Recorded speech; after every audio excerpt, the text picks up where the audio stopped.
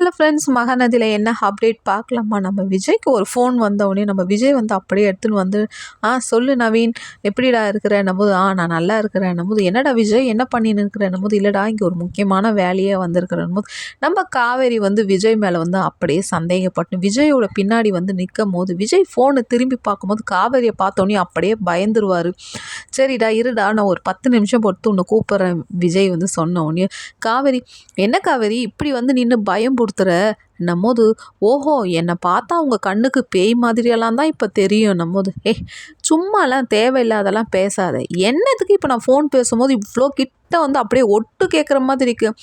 ஓஹோ உங்களோட சந்தேக புத்தி நான் நிற்கிறது கூட உங்களுக்கு ஒட்டு கேட்குற மாதிரிலாம் தோணுதா